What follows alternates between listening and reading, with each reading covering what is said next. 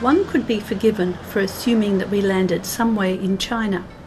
In reality, however, we are in Sabah on the island of Borneo. The Chinese population forms the largest part of non-Indigenous people in the capital, Kota Kinabalu. It is Chinese New Year and the beginning of the Year of the Dog is celebrated. Performers dressed in a lion costume mimic the animal's movements to bring good luck and fortune.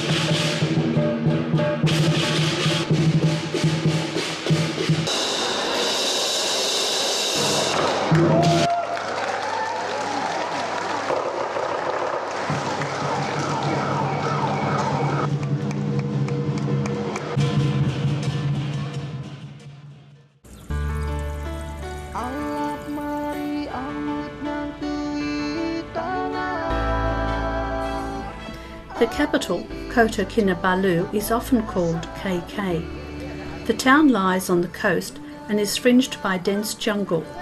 From Signal Hill Lookout, we take a first glimpse of the bustling multicultural city. Later on, we explore the compact centre on foot.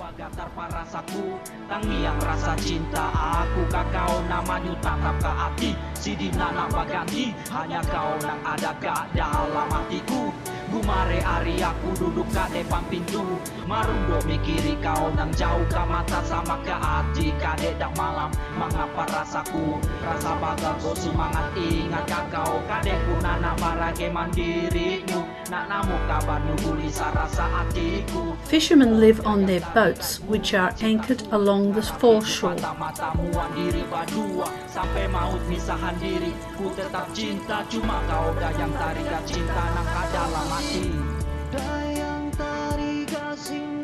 The best time for a walk is at dusk, especially to enjoy a slightly cooler breeze and the brilliant sunset.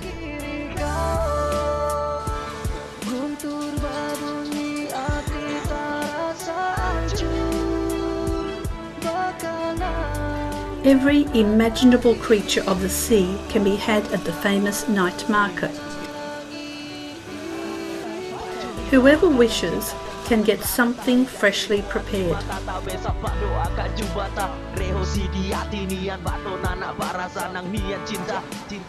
Next door, the pungent odour of the durian, the king of the fruit, permeates the air. It is a delicacy in Southeast Asia and supposedly has healing qualities.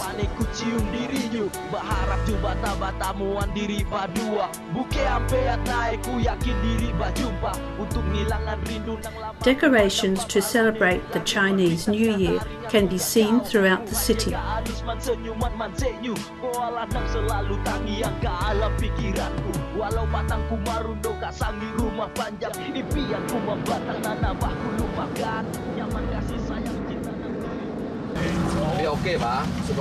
Just a short boat ride from Kota Kinabalu lies Tunku Abdul Rahman Marine Park.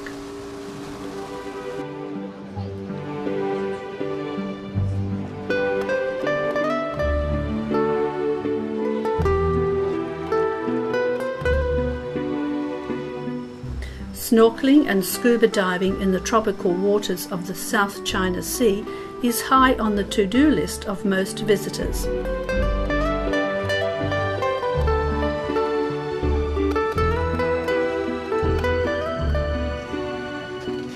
The boat drops us where there is supposedly a good site for snorkeling.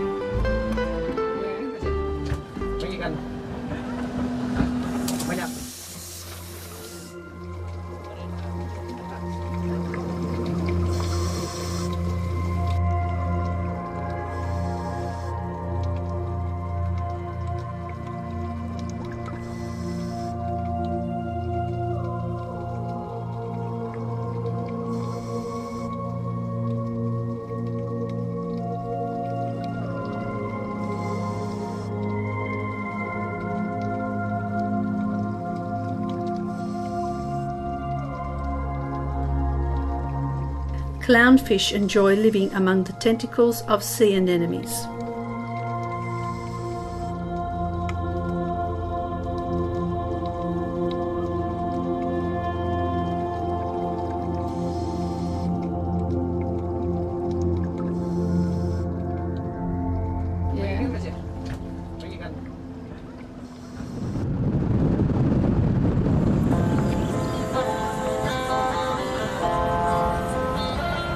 Compared to traditional suspension bridges, Tamparuli Bridge is rock solid and built in concrete and steel.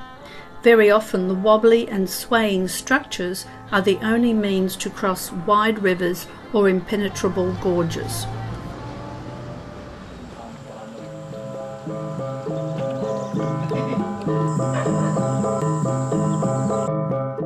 Gamelan is commonly played during formal occasions and traditional ceremonies.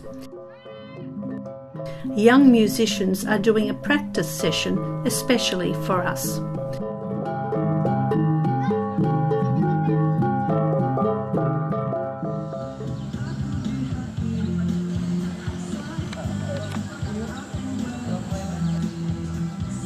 The local Dusun tribe offer farm stays in the quaint village located in the Kinabalu Valley.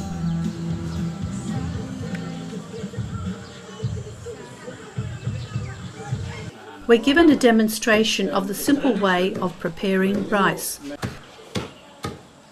After thoroughly pounding it, wide baskets are used to separate the hulls from the grain. Yeah, because normally they do outside, yeah?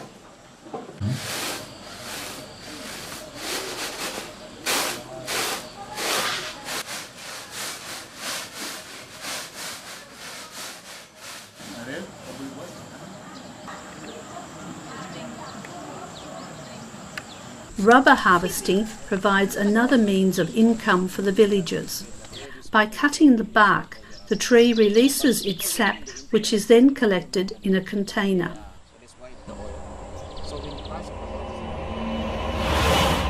More often than not, clouds hide the very top of Mount Kinabalu. Just over 4,000 metres high, it's the highest mountain in Borneo.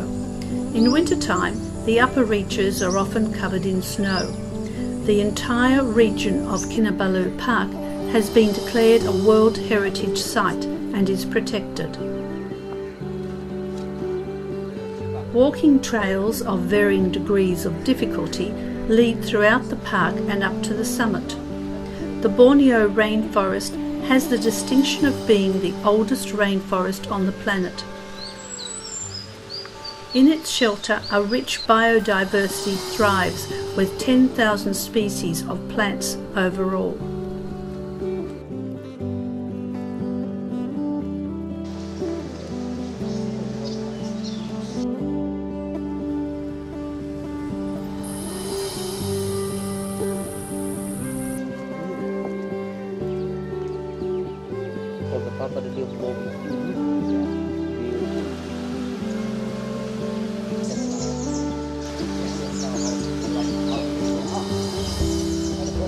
Oh, this is beautiful bird.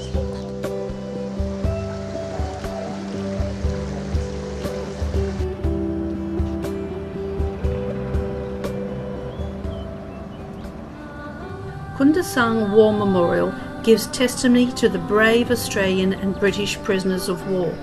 They perished during the infamous death march of 260 kilometres from Sandakan to Ranau, end of World War II. From over 2,000 men, just 6 survived the ordeal. Also remembered are the locals who risked their lives to help the soldiers.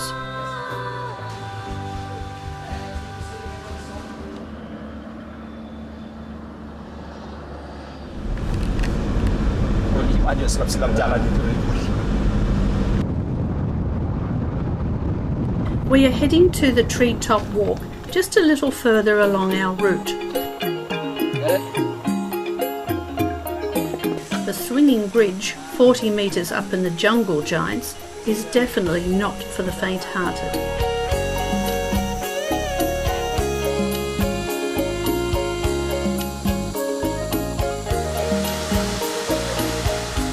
After the long walk in the heat and humidity, Kipungat waterfall provides some much-needed refreshment.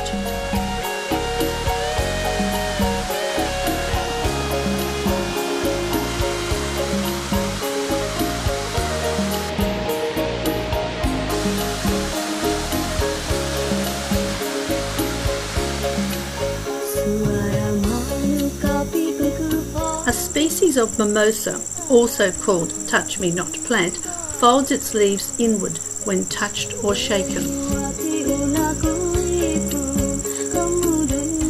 Sulphuric waters at pouring hot springs are great to soak away any aches and pains. A visit to the springs is very popular amongst the locals and visitors alike.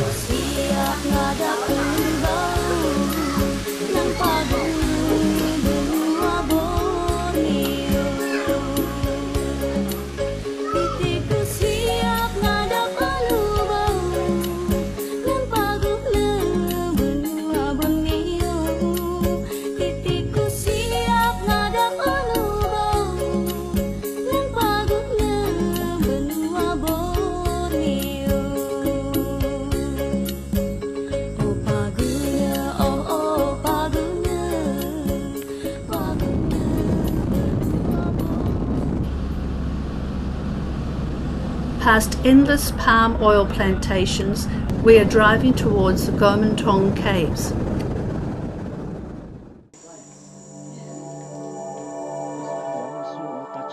An intricate cave system provides home for bats, swiftlets, and millions of cockroaches.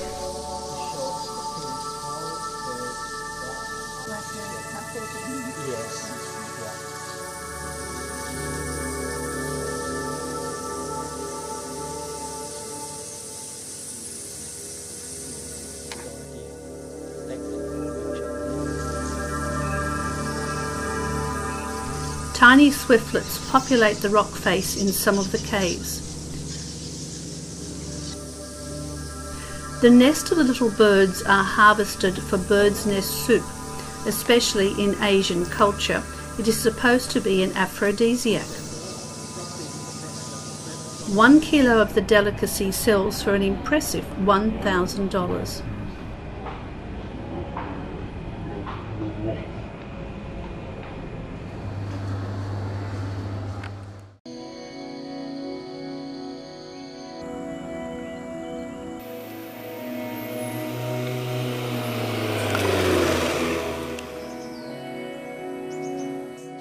At the Rainforest Discovery Centre, we are lucky to spot a beautiful hawk eagle up in the branches.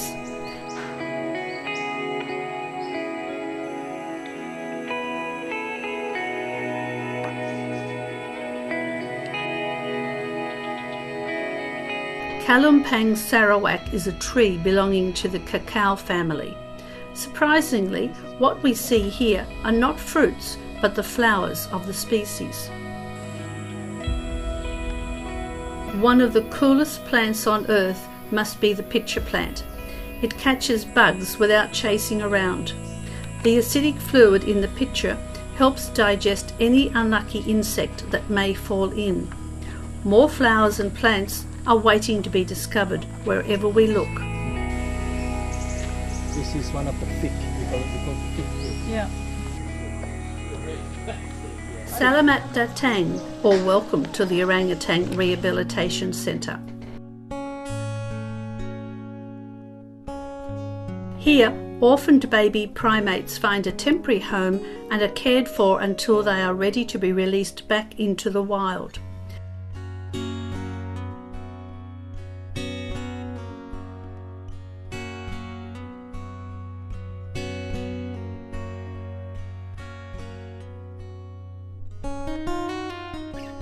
Babies usually stay with their mother for up to 6 years.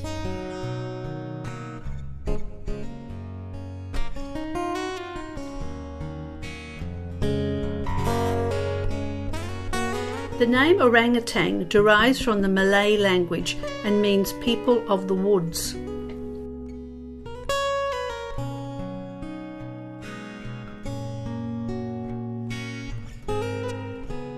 Native to Sumatra and Borneo, the big apes are critically endangered. They spend most of their time high up in the trees, where they also build a nest to sleep in.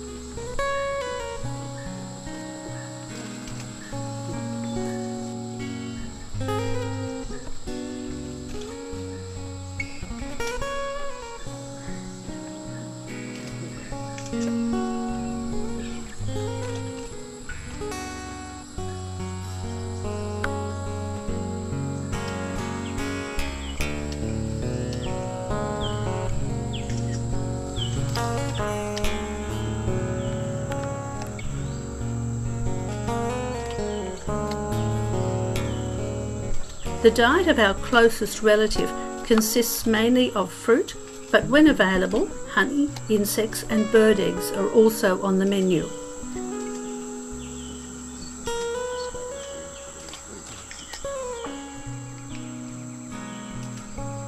Orangutan are highly intelligent and very inquisitive. As a matter of fact, they have 97% of the DNA in common with us humans. As competition arrives, the little guy takes off with just a handful of food.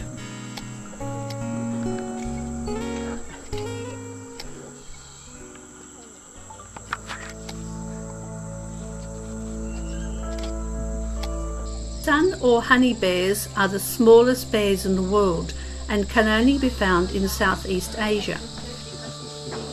Their name derives from the distinctive golden patch on the chest, which supposedly represents the sun.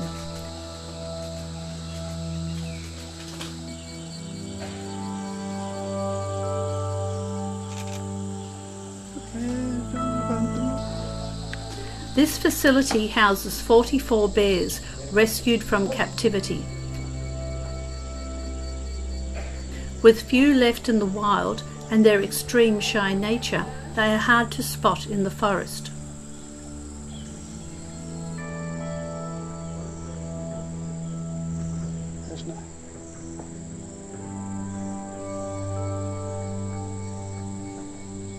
After lunch, a well-deserved rest seems in order.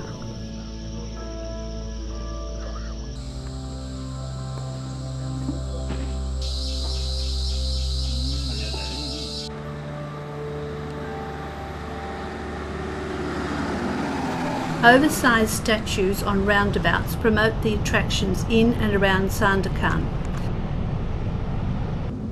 We've been there yesterday. Yeah.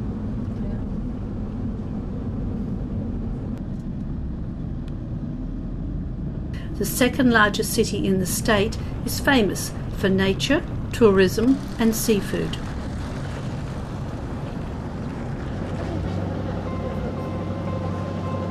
From our hotel room, we overlook Sandakan, its promenade and foreshore.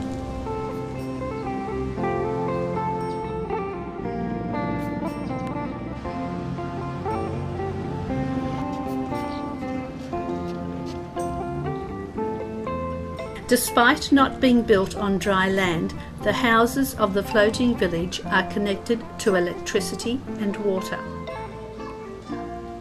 A network of walkways links the individual homes to the shore.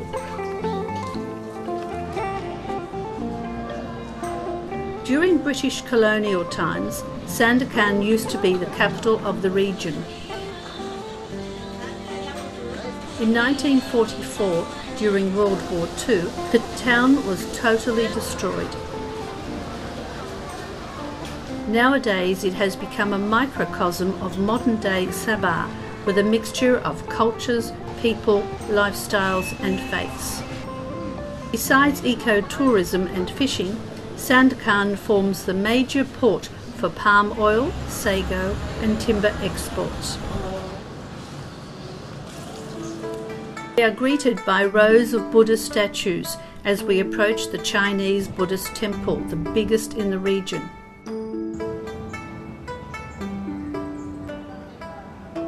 There is no need to be of Buddhist faith to be dazzled by the opulence of the interior. Many of the golden statues have been donated by members of the congregation.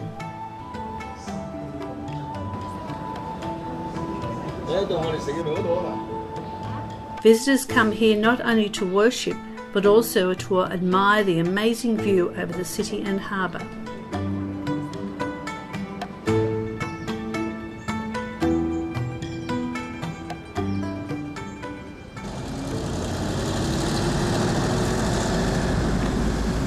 He shows us the way to his abode, Kinabatangan River. The river and surrounding jungle is well known as a great destination for wildlife viewing. For the next few days, Proboscis Jungle Lodge will be our port of call. A pygmy squirrel and a giant snail are the first locals we encounter. In the late afternoon, we head out by boat and hope to see some more wildlife.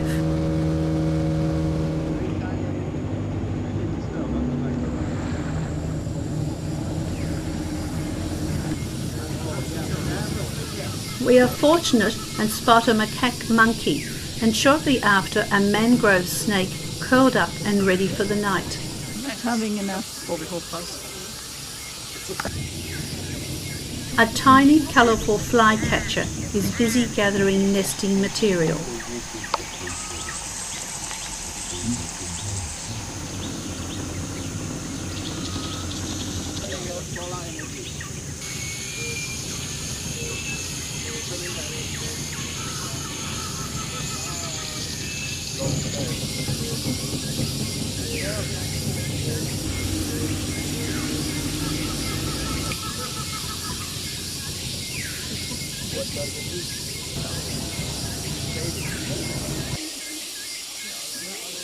Proboscis monkeys live in harem groups consisting of up to 7 females and 1 male. Actually,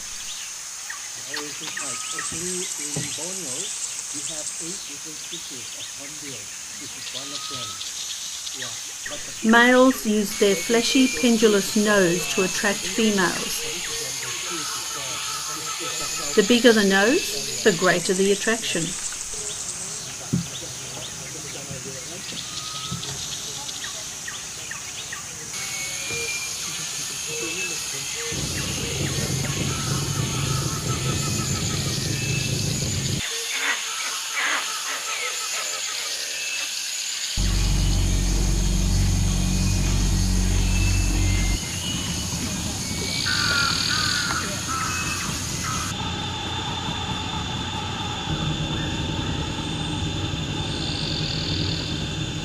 The local fisherman waits patiently for dinner to be trapped in his net.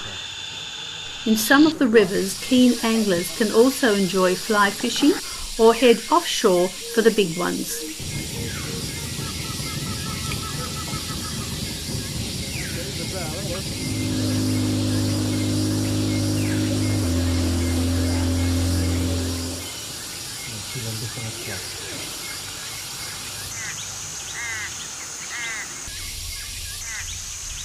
Due to their habitat high up in the thick foliage, orangutan are hard to spot. We just catch a glimpse of some of the big apes.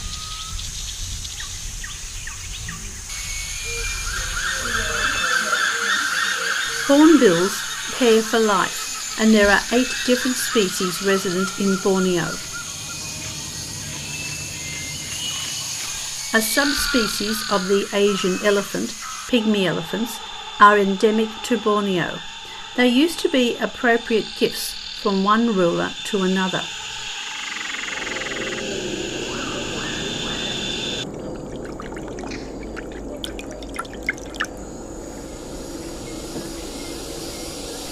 So-called Siamese crocodiles abound in the rivers, and one of them comes along to inspect the intruders. Especially males can reach a length of up to 4 meters.